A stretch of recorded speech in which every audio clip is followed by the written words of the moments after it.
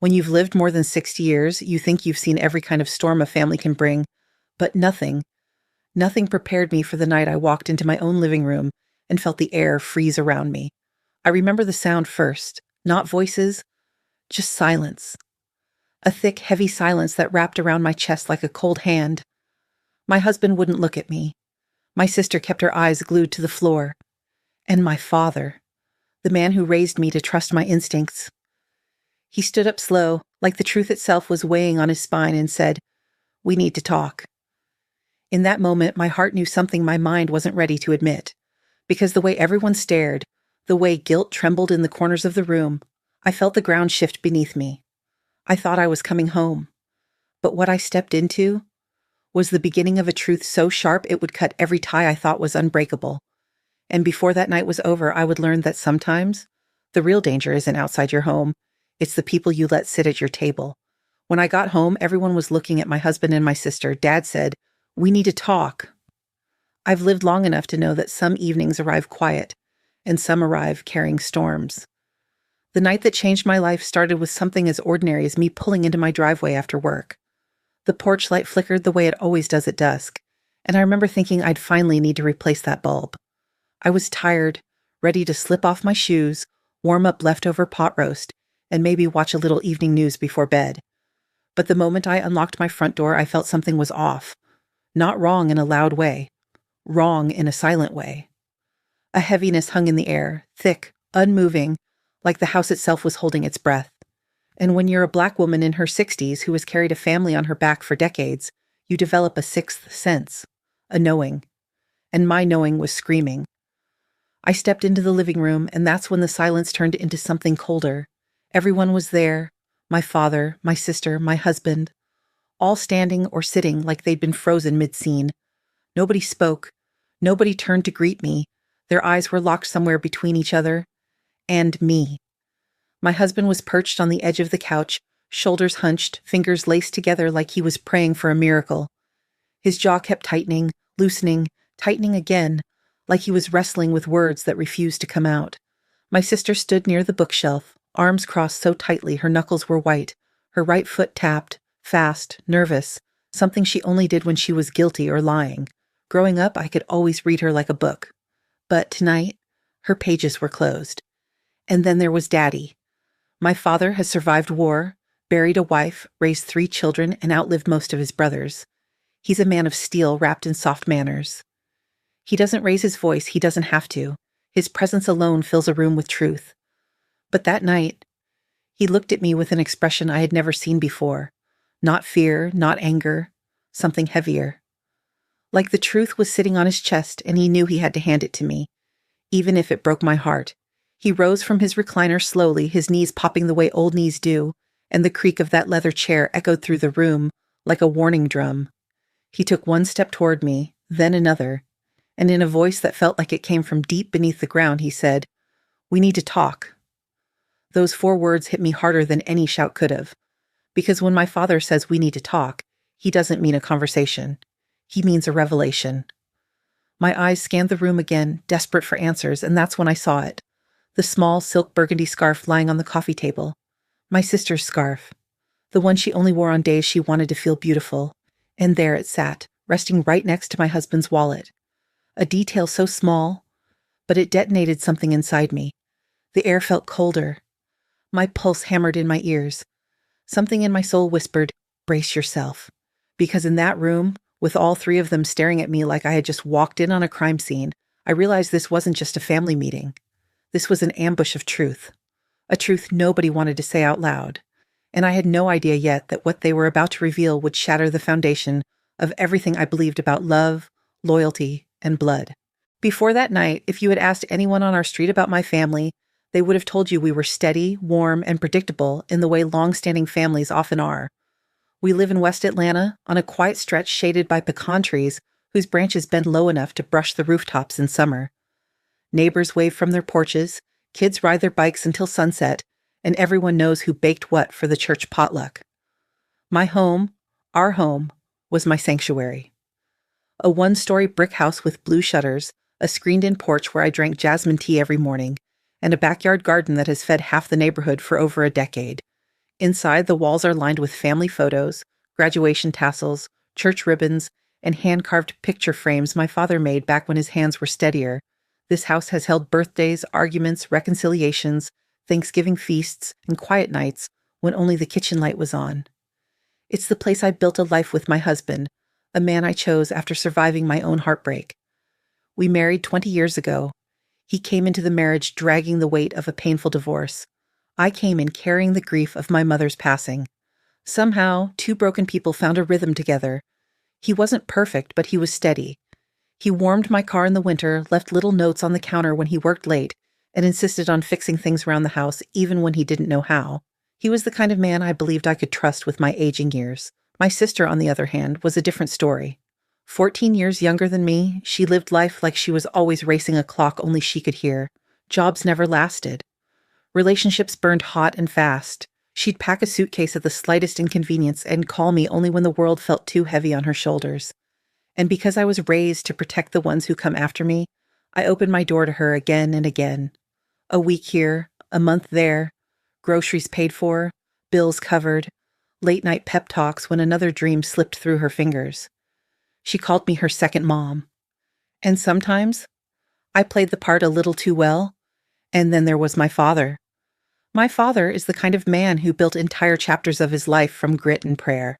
A Vietnam veteran, a widower, a man who raised 3 children on a steel plant salary and somehow made us feel rich in every way that mattered. Even in his late 70s, his voice carries authority without him needing to raise it. When he speaks, rooms settle. When he warns you, you listen. He taught me boundaries long before I learned the word for them. He taught me dignity long before I understood what it cost. He taught me that family is supposed to be a shelter, not a battlefield. But that night, the way he looked at me shattered something inside. His eyes said he was holding a truth he didn't want to deliver, a truth he had wrestled with, a truth none of them wanted to face. Standing there in my own living room, surrounded by the people who had shaped my entire life, I felt a shift. Subtle at first, then unmistakable. Something had crossed a line. Something had broken trust. Something had been happening behind my back, and this was the moment it finally cornered them. I didn't know what they were about to confess, but I knew one thing with absolute certainty. Betrayal always starts long before the moment you find out.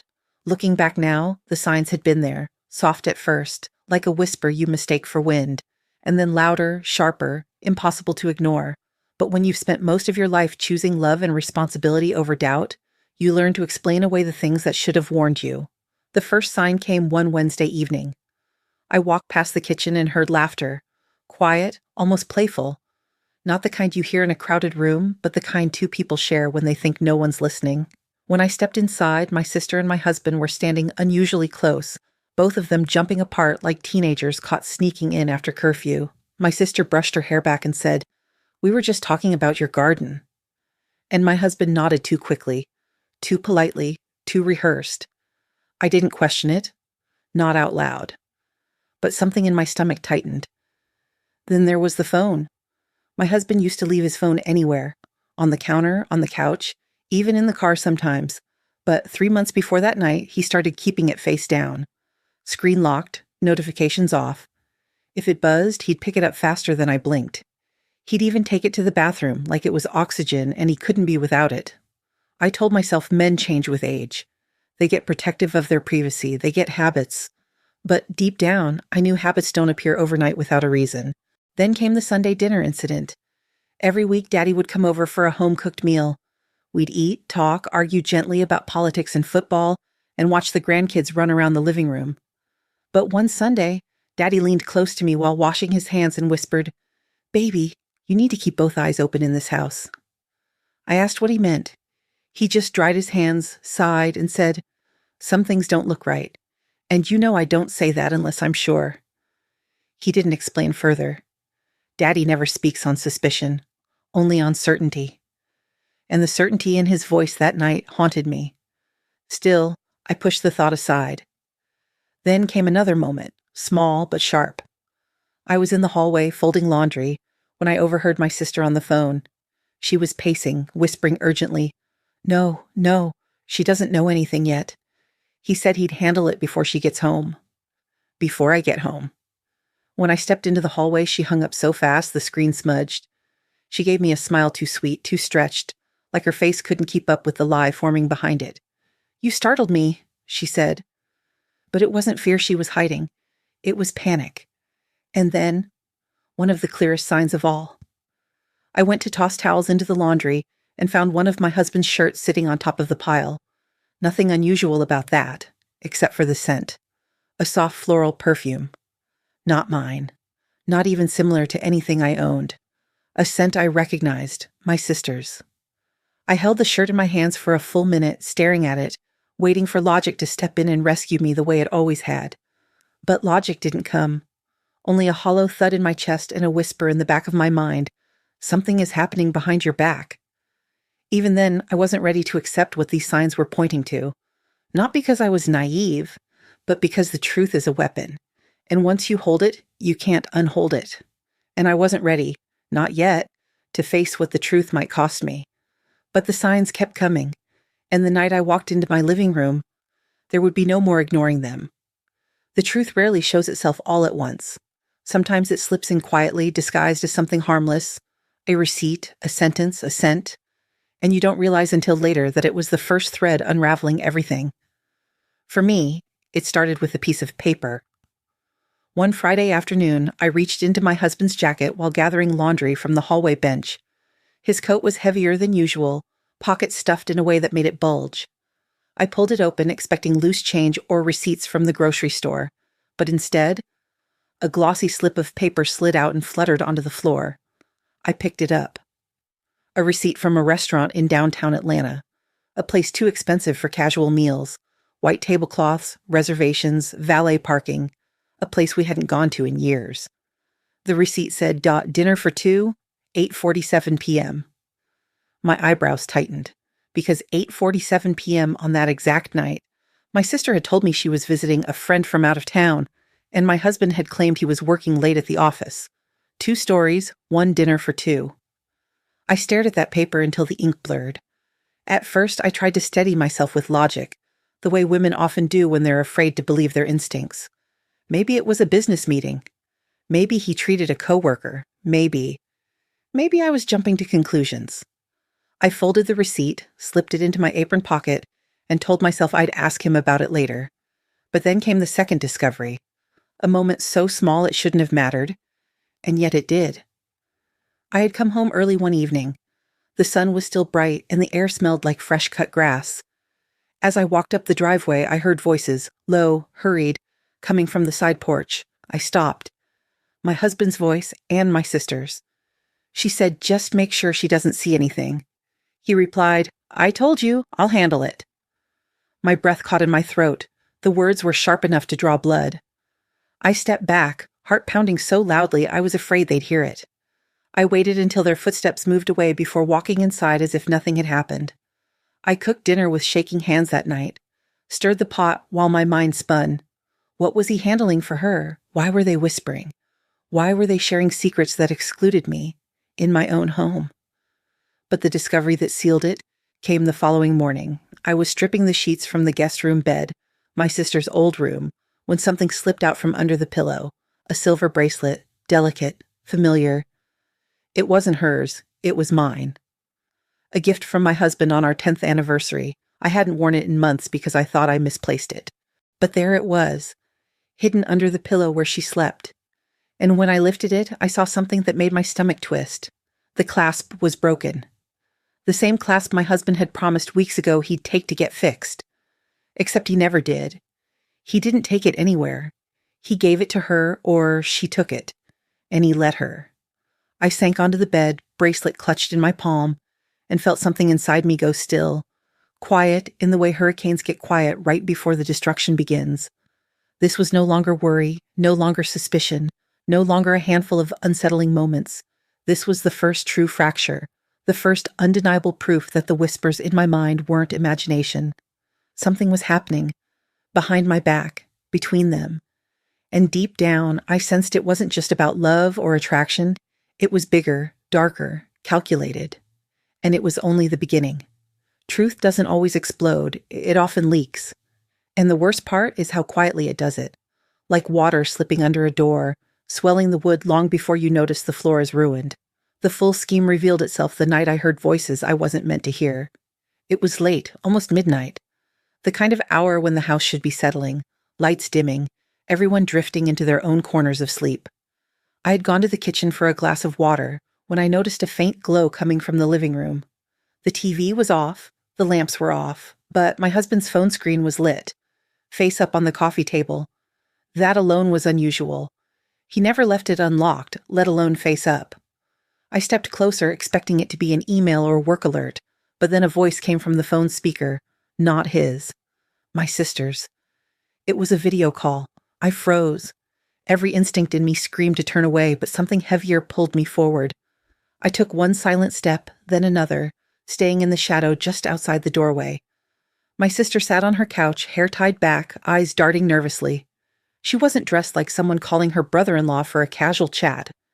She wore makeup, earrings, that same burgundy scarf from the night everything unfolded. And then my husband's voice came through, soft, low, familiar in a way that made my stomach twist. He was in the hallway behind me, out of sight, unaware that his phone was betraying him in real time. My sister said, "She's starting to notice things." He sighed. "Just stay calm. I'll take care of it before she figures out the truth." The truth. Those words sliced through me like cold steel. My heart thudded so loudly I worried they'd hear it through the screen. She leaned closer, whispering like the walls around her were listening. "And the paperwork? Did you get it?" My husband's tone sharpened. "I told you, I'm handling it. Just keep her occupied. Don't say anything stupid." Paperwork. That word again. The same one I heard on the porch when they thought I wasn't home. The same one my father mentioned in passing with a shadowed look. The same one I didn't want to keep connecting in my mind. My sister's voice trembled slightly. What if she talks to Dad? He already suspects. He cut her off. "Your father doesn't know anything. He's old. He won't interfere." My breath caught, rage rising like fire behind my ribs. Not only were they lying to me, they were dismissing the very man who built our family with the kind of loyalty they clearly didn't understand. I wanted to storm into that room. I wanted to grab the phone and demand answers. But some part of me, a deeper, wiser part, held me still. Because if I confronted them now, they'd lie. They'd twist. They'd cry. They'd turn it back on me. No, I needed to understand the full picture. I needed clarity, not chaos. So I stood in the shadows and listened as my life quietly unraveled. My sister asked, "Are you sure she won't see the changes in the account?" Account. My stomach dropped. My knees nearly buckled. He lowered his voice. "She never checks the joint savings. She trusts me. That's why this will work." My hand instinctively clutched the edge of the wall. They weren't just betraying me emotionally. They weren't just crossing boundaries. They were planning something financial. Intentional, coordinated. He continued, "Once everything is signed, she won't be able to reverse it. And by the time she realizes, we'll already be gone." Gone. The word echoed. Dark. Final. Chilling. My sister nodded, wiping her eyes. "This is our only chance. She has everything. And we have nothing unless you help me." And suddenly I understood, painfully, clearly, that this wasn't a romance. This wasn't a fling. This wasn't an affair fueled by careless passion. It was a plan, a deliberate strategy, a betrayal born not only of desire, but of greed. The kind of betrayal that claws through your chest and leaves nothing untouched. My husband reappeared in the hallway behind me, footsteps approaching. I slipped away from the doorway just in time, heart pounding as he walked past me, unaware that I had heard every poisonous word. He picked up his phone. The call ended. The screen went dark. But I couldn't move. Not yet. Because the truth was still hanging in the air like thick smoke, a truth I could no longer ignore. The two people I had opened my home to, the man I built a life with and the sister I raised like my own child, were planning to take something from me. Something big, something important, something they were willing to risk everything for, and I didn't even know the full extent of it yet. But I would. And once I did, none of our lives would ever be the same. People imagine the breaking point as something loud, a scream, a slammed door, a dramatic confrontation. But mine arrived in silence. After hearing that late-night call, I walked to my bedroom, holding onto the wall like the house had tilted. My breath felt thick, my fingertips numb. I sat on the edge of the bed, staring at the doorway as if someone else might walk in and tell me I imagined everything. But I hadn't. And the worst part was knowing I couldn't unhear a single word. I laid back against the pillows, but my body refused to rest. My mind replayed every unsettling moment from the past weeks like puzzle pieces snapping into place, one by one. The secret glances, the late-night messages, the perfume on his shirt, the whispers on the porch, the bracelet under her pillow, the paperwork, the account, the plan to leave me behind. My heart kept asking the one question that always comes when betrayal settles in. When did it start? I thought about all the times I had defended my husband when others doubted him, about how I helped my sister rise every time she fell, about the meals I cooked, the prayers I whispered, the sacrifices I made quietly so they would never feel alone. And now the two of them, the people I trusted most, were weaving a future that didn't include me.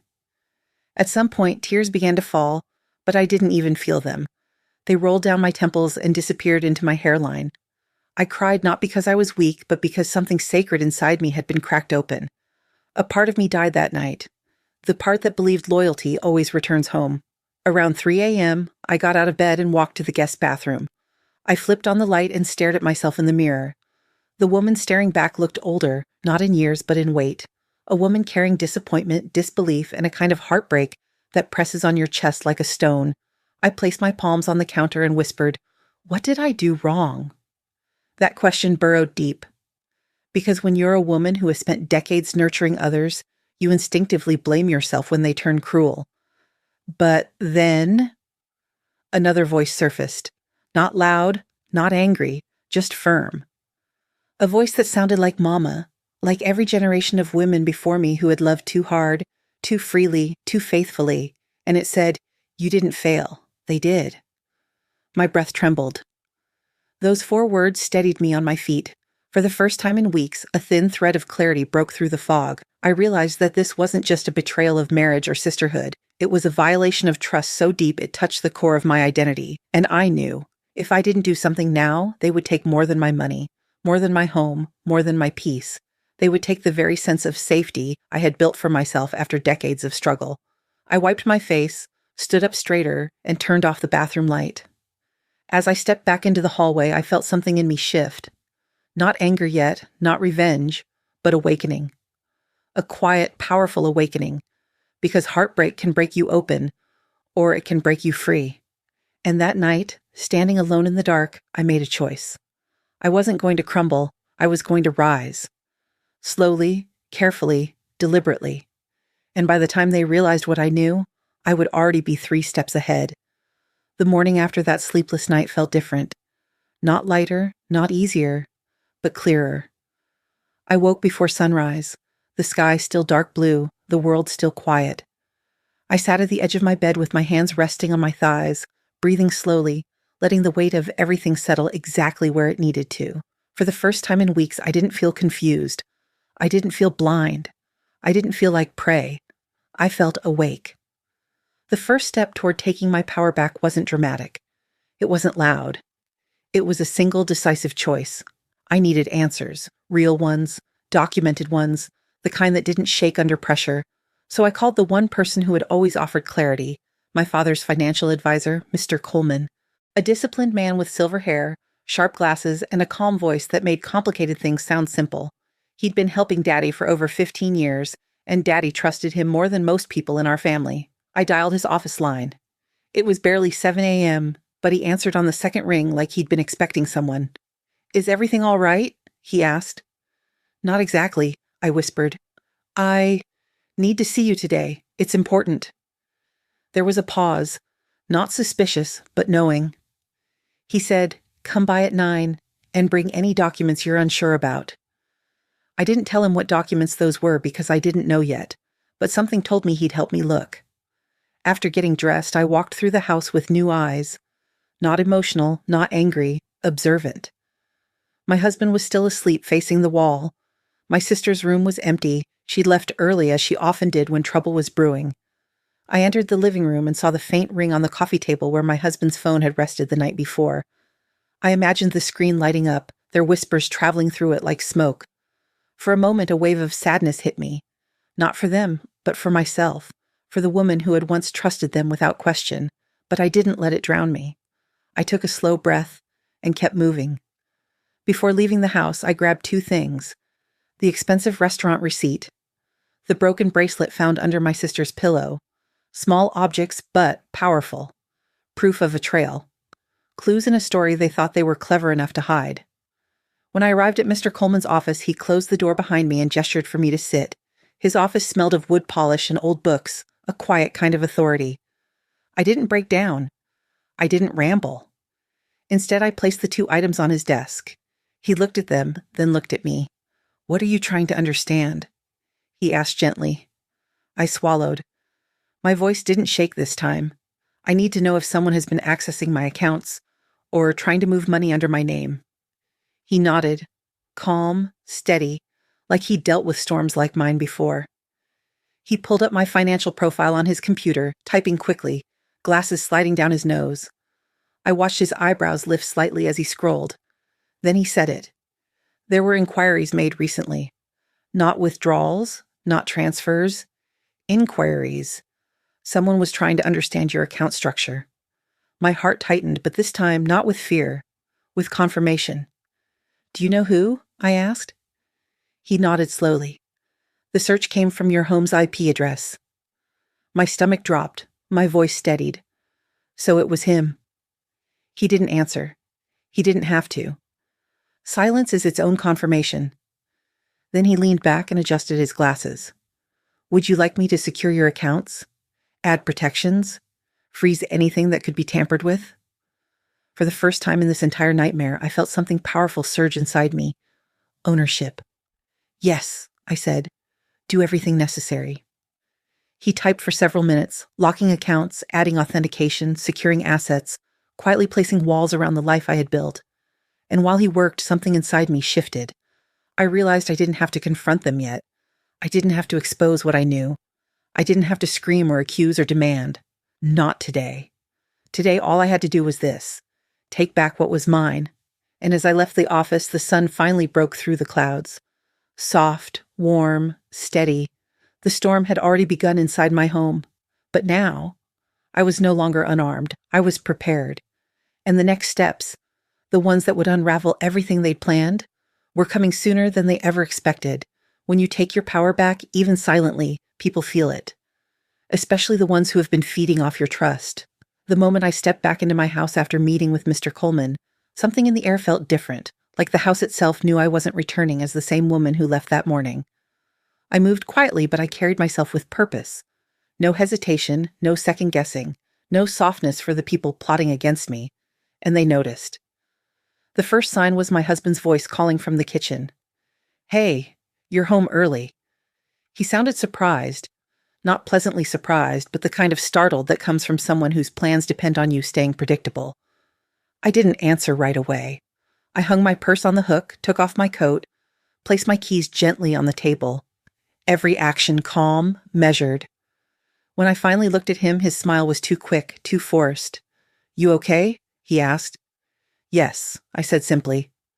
No explanations, no extra details, no openings for him to manipulate. And that unsettled him. He watched me for a bit too long, his eyes narrowing like he was trying to read a language he no longer understood. The second sign came from my sister. She walked in almost an hour later, makeup smudged, hair in a messy bun. The look she always wore after spinning too many lies in too little time. She froze when she saw me sitting at the dining table, paperwork spread neatly in front of me. She didn't know what the papers were. Ironically, they were grocery coupons, but she didn't know that. Hey," she said. Her voice wobbled on the second syllable. I looked up and met her eyes. "Hey." Just one word. Calm, neutral, solid. But it hit her like a spotlight. Her shoulders tightened, her bag dropped onto the chair with a loud thump, and she started pacing, a dead giveaway. She only paced when she was scared of getting caught. She cleared her throat. "So, what are your plans today? Anything special?" I lifted an eyebrow. "Why? You need something?" She swallowed. "No, just checking." "Checking." Of course she was, because for weeks I had been predictable, consistent, trusting. And now, suddenly, I wasn't offering explanations. I wasn't volunteering information. I wasn't filling the silence for their comfort. Silence can be powerful, especially when guilty people are listening to it. Later that day, I heard them whispering in the hallway, not carefully enough. "Something's wrong," my sister hissed. "She's acting weird." My husband grunted. "You're being paranoid." "Am I?" She snapped back. "What if she knows something? What if she saw—" "Stop." His voice dropped to a whisper I could barely catch. "Just stick to the plan. Don't give her a reason to look deeper." But it was too late. Suspicion had already slipped into their veins like poison. That night at dinner, we sat around the table in a strange triangle of tension. I cut my chicken. My husband pretended to check his phone. My sister stabbed at her salad like it owed her money. Nobody spoke. It was the quietest meal we'd had in 20 years. At one point, my husband looked up and attempted a soft, casual tone. "I've been thinking, maybe we should take a trip soon. Something relaxing. Just the two of us." My sister's fork clattered against her plate. I looked him dead in the eyes and said, No, I'm not leaving home anytime soon." His jaw tightened. My sister's breath caught. They exchanged a look, quick, nervous, undeniable. The look of two people whose timeline was collapsing. The look of people realizing their target was no longer compliant. The look of people who suddenly understood that I was watching. Not panicking, not confronting, not falling apart, just watching. And that, more than anything, terrified them. Because guilty people can lie to you, but they can't lie to your silence. They can't lie to your composure. They can't lie to your stillness. It exposes them. And in that moment, watching them fidget and swallow hard and avoid eye contact, I realized something. They didn't know what I knew. They didn't know how much I knew. And they didn't know how long I had known it. All they knew, all they could feel, was that their plan was slipping. Their window was closing, and I was no longer the woman they assumed they could control. I was becoming someone else, someone they should have never underestimated. The day it all came crashing down began like any other, quiet, deceptively ordinary, but storms love disguises. And this one wore the morning sun like a mask. I had just finished sweeping the porch when I heard my father's voice calling from the driveway. "Baby, come here a moment." There was tension in his tone, polite but urgent, the kind of tone he only used when something was about to shift. I walked over and saw him leaning on his cane, gaze fixed on the house as if he were assessing structural damage. "Your husband called a family meeting," he said. "He told your sister to come too, said it was important." A bitter smile touched my lips. Important. They had no idea how important it was going to be. Inside, the living room had been arranged like a stage. Chairs pulled forward, curtains half closed, the atmosphere heavy with expectation. My husband stood near the fireplace, pretending to tidy up papers he wasn't reading. My sister hovered by the window, nails tapping the sill, her knee bouncing uncontrollably. Daddy eased into his recliner, folded his hands, and stared at them both. "Well," he said, "out with it." My husband cleared his throat and put on that careful, gentle tone he always used when he wanted to manipulate emotions. "We've all been under a lot of stress lately," he began, "and there have been misunderstandings." "Misunderstandings?" Daddy cut in, raising a brow. "Is that what you call sneaking around like thieves in the night?" My sister flinched. My husband swallowed. That was when my father turned his head toward me. "Baby, before we go any further, is there anything you want to say?" I looked at the two people who had plotted behind my back. Two people who thought love made me blind. Two people who had no idea how much I'd already uncovered. "No," I said quietly. "I'd like to hear their story first." My husband exhaled, relieved, foolishly relieved. He looked at my sister and gestured. "Go ahead, tell her." My sister's voice came out thin. I didn't mean for things to get this far. We were just helping each other. You've always had so much, and Daddy raised a hand. "If you lie one more time, I'm walking out that door and I'm calling the police." Her mouth snapped shut. Her eyes darted toward me. My husband stepped forward. "What she's trying to say is that we were working on something together, something for the good of the family." I tilted my head. "For the family?" "Yes," he insisted. "You've been overwhelmed and we thought—" "For the family?" Daddy repeated slowly. Is that why you were digging through her savings accounts? My husband's jaw locked. My sister paled. And is that why you two were whispering about leaving this house behind her back? My husband stammered, it wasn't like that. And, Daddy added sharply, is that why you two were meeting at restaurants she ain't been to since 2018? Silence. Heavy. Suffocating. My sister finally spoke, voice trembling. She was never supposed to find out this way. I stepped forward. Find out what, exactly? Neither answered. So I gave them the truth they were too cowardly to say. That you were planning to move money in my name without my knowledge? That you were trying to shift ownership of the house? That you were preparing to disappear once the paperwork was finalized? My sister gasped. My husband blinked rapidly. You don't understand, he said. We weren't trying to hurt you. Really? I asked. Because intent doesn't matter when betrayal is what you chose. Daddy leaned forward. Tell her why you did it. My husband opened his mouth, then shut it.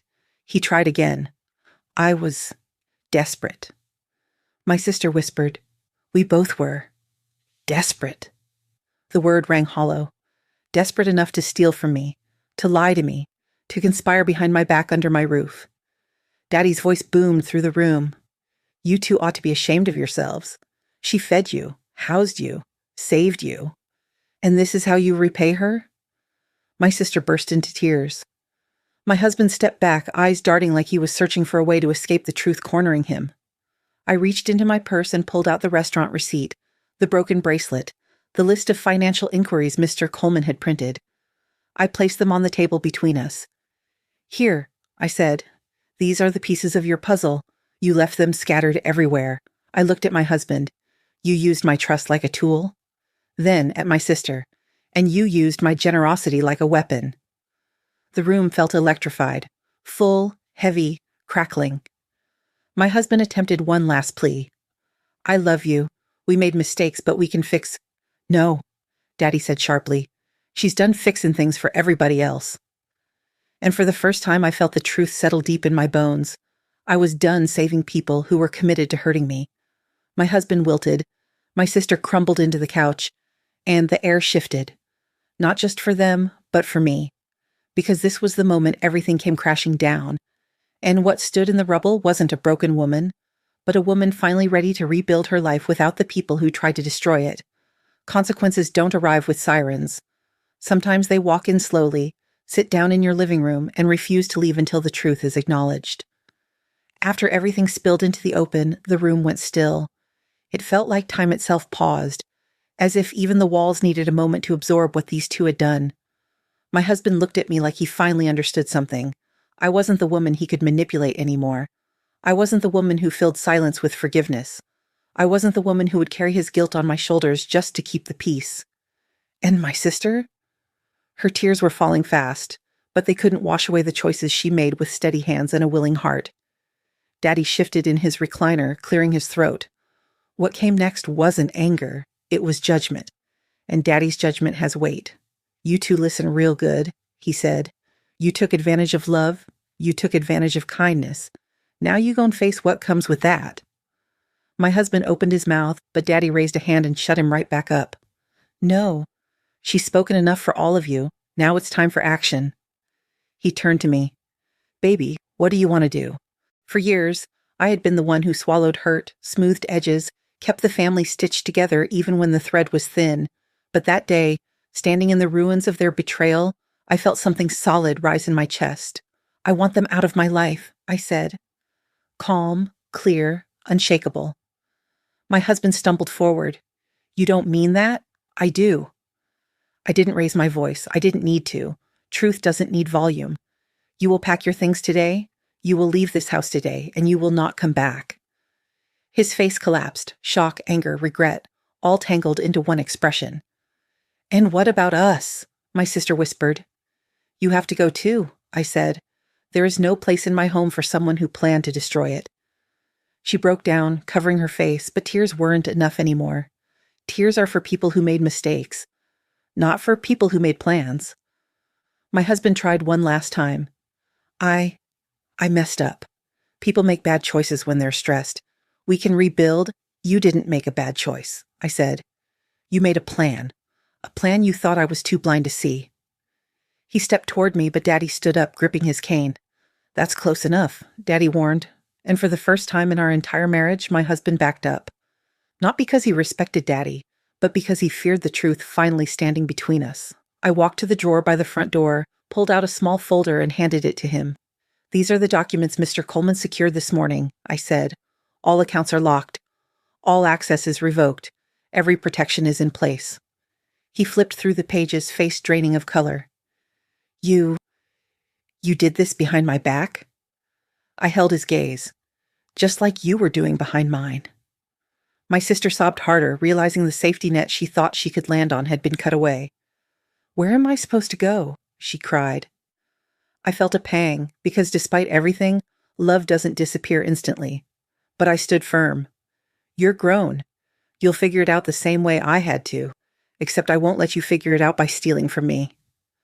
Daddy looked at both of them. You two better get yourselves together because a woman who finds her strength again? He shook his head. That's a hurricane you don't come back from. My husband gathered his things slowly, like a man walking through the aftermath of his own mistakes. My sister packed with trembling hands, occasionally glancing at me as if expecting mercy to kick in. But mercy, like trust, has limits. Within an hour, they were both standing on the front porch with their bags, the afternoon sun casting long shadows behind them. Neither spoke, neither apologized. Neither dared to ask for another chance. I closed the door quietly, not with anger, but with finality. And as the latch clicked, something inside me rewrote itself. This was the day they faced the consequences. This was the day I reclaimed my life. Not through revenge, not through rage, but through the quiet, undeniable power of letting people walk out and choosing not to open the door again. When the door clicked shut behind them, the silence that followed wasn't the same silence that had haunted me the night I discovered their betrayal. This silence was clean, clear, a kind of silence I hadn't felt in years. I stood there with my hand still resting on the doorknob, breathing slowly, letting the weight of the moment settle. The house felt strangely bigger, as if removing two people had created space I didn't realize I'd been robbed of. Even the air felt lighter, like it had finally exhaled after holding tension too long. I walked through the living room and saw the sun streaming across the carpet, dust dancing in the rays like tiny sparks. The same room that had held suspicion and lies now felt peaceful, emptied of secrets. But the peace didn't erase the pain. It just gave it room to breathe. I sat on the couch, the same couch where my family had confronted me, and closed my eyes. For the first time in weeks, I didn't feel the urge to cry. Instead, I felt still. Stillness is underrated. Stillness is healing. Stillness is the doorway to strength you didn't know you had. Daddy shuffled into the room after a while, leaning on his cane. He sat beside me, didn't say a word. He didn't need to. Presence is its own language, and his presence had always been a warm hand on my back when the world pushed too hard. After a long moment, he said softly, "You did the right thing." I let those words sink in. Because doing the right thing doesn't always feel good. Sometimes it hurts like hell. Sometimes it feels like ripping out a piece of yourself. But he was right. I had done what needed to be done. Later that afternoon, I made myself a cup of tea, chamomile with a drop of honey. It was the first cup I'd made just for myself in a long time. No second mug from my husband, no extra spoon from my sister, just me. I stepped onto the back porch, where my garden stretched out in neat rows. Tomatoes, collard greens, herbs, and the roses Mama planted before she passed. The air smelled like soil and sunshine, and for a moment I felt something inside me loosen. The garden had always been my refuge, but I hadn't let myself truly feel it in weeks. Grief and suspicion steal your senses. But now, standing in the middle of something I'd grown with my own hands, I felt grounded again. I knelt and touched the soil, let it crumble between my fingers. Life kept growing, even when people didn't. Life kept moving forward, even when betrayal tried to chain me to the past. I whispered, "Thank you, Mama," because the truth is, I could almost feel her there, in the warmth of the sun, in the quiet breeze, in the strength rising slowly in my chest. As the hours passed, I started sorting through the things my husband left behind. Not angrily, just practically. Clothes, tools, papers, evidence of a life shared, now evidence of a chapter closed. I didn't burn anything. I didn't break anything. I didn't curse his name, I simply packed it away, each box a symbol of reclaiming space he'd cluttered with lies. By early evening, I felt physically tired but emotionally clearer than I'd been in months. I sat on the porch swing Daddy built years ago, rocks gently creaking beneath me, and watched the sky turn from gold to lavender. And that's when it hit me. I survived. Not just the betrayal, not just the heartbreak, but the version of myself that believed endurance had to come with self-sacrifice. I realized I didn't lose myself in this. No. I found a piece of myself I had forgotten. Strength isn't loud. It doesn't always roar. Sometimes strength is choosing yourself after everyone else failed you. Sometimes strength is drinking tea on a quiet porch, knowing you made the hardest choice and lived through it. As the first stars appeared in the sky, I leaned back and let the swing move me gently forward, the breeze brushing my skin like a blessing. For the first time in a long time, I whispered, "I'm going to be okay." And the world around me, the porch, the garden, the fading light, seemed to whisper back, "You already are." In the days that followed, my house settled into a new rhythm. Quieter, yes, but not empty. There is a difference between loneliness and solitude, and I finally learned that solitude can be a gift when the wrong people have been crowding your life for too long. I spent mornings watering the garden, afternoons tending to small repairs my husband used to pretend he'd get to, and evenings talking with Daddy on the porch. He'd sip his sweet tea, I'd sip my chamomile, and together we watched the neighborhood kids play in the street like joy itself was contagious. One evening, Daddy said something that stayed with me. "You know, baby, peace don't come from people. Peace comes from protecting your soul." I nodded because I finally understood what he meant. Peace isn't a gift someone gives you. Peace is something you claim, sometimes after walking through fire. I started joining the senior center again, reconnecting with the women I used to laugh with before my world got tangled in secrets. They welcomed me back with open arms and warm embraces like I had never left. We cooked together, sang old hymns, played cards on Thursday nights, and shared stories that reminded me I wasn't alone. Betrayal doesn't isolate you when you surround yourself with people who carry truth like a badge. One afternoon, I caught myself laughing, really laughing, at a joke one of the women told. And I realized something simple and beautiful. My joy had survived. It had been buried under lies, but it hadn't died. I also learned to enjoy my own company. I started reading again, walking in the mornings, watching the sunset from my porch just because it felt good. I discovered parts of myself that had been overshadowed by responsibilities, by relationships that drained me, by people who mistook my kindness for weakness. And slowly, I began to feel my heart mending. Not the same as before, but stronger in the places that had cracked. One night, as I stood in the kitchen stirring a pot of stew for just myself and Daddy, a thought came to me. I didn't just survive betrayal. I outgrew the people who betrayed me. And that realization brought a peace deeper than anything I'd felt in years. When I later sat down with my journal, a habit I restarted to untangle my mind, I wrote something I now want to say to anyone listening, anyone who has ever been blindsided by the people they trusted most. Your worth is not measured by who stays. Sometimes your worth is revealed by who you finally walk away from. I closed the journal, placed it gently on the table, and let out a long, full breath, the kind that comes only after closing a painful chapter with dignity. Outside, the night sky stretched wide and quiet, the moon shining like a soft lamp in heaven's window. I stepped onto the porch, wrapped my shawl around my shoulders, and whispered a prayer of gratitude. Not for what I lost, but for what I finally reclaimed. My voice was steady. My life is mine again. And in that moment, under the calm Georgia sky, I wasn't thinking about betrayal or loss, or the people who tried to break me. I was thinking about the road ahead, the one I would walk with my head high, my heart guarded, and my spirit unshakably whole. This wasn't just an ending. It was the beginning of a life rewritten in my own strength.